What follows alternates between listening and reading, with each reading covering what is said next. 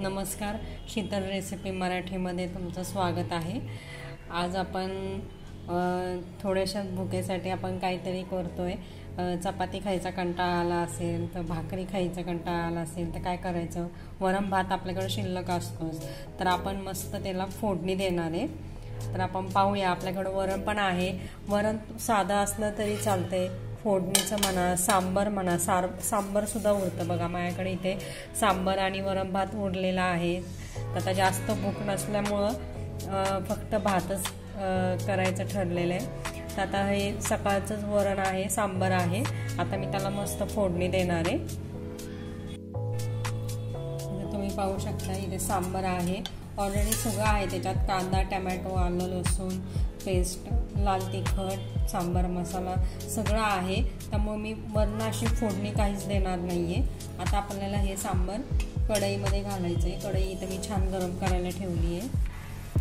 आणि समजा साधं जरी वरण असलं तरी तुम्ही टोमॅटो, आलं, लसणाची फोडणी देऊ शकता, लाल तिखट घालू शकता, गोडा मसाला घालू शकता त्याच्यामध्ये। आता मी हे सगळं वरण तयार घालणार आहे।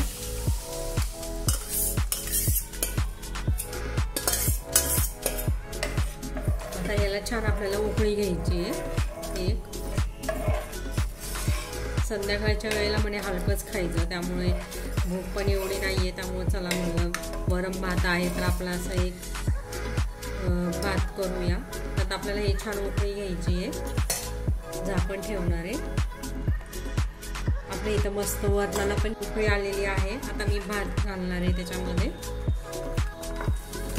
साधी सोपी रेसिपी आहे, काही झंझट नाही। हे छान मिक्स करून आपल्याला झाकून ठेव। आता आपला भात रेडी झालाय का पाहूया, झाकण काढते।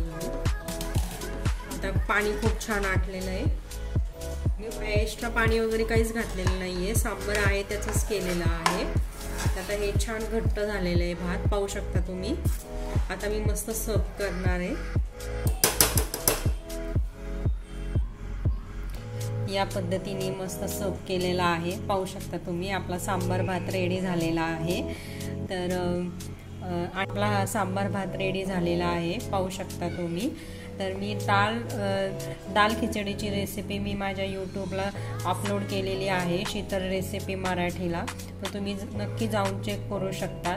तर आणि चॅनलवर जर नवीन असाल तर लाईक करा, शेअर करा, सबस्क्राईब करा।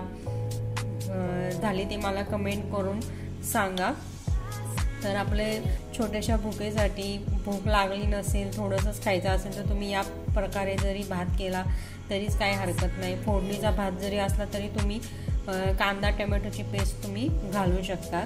तर आपला सांबार भात कसा झालाय ते मला तुम्ही सांगा। तर रेसिपी आवडल्या असल्यास लाईक करा, शेअर करा, सबस्क्राईब करा। धन्यवाद।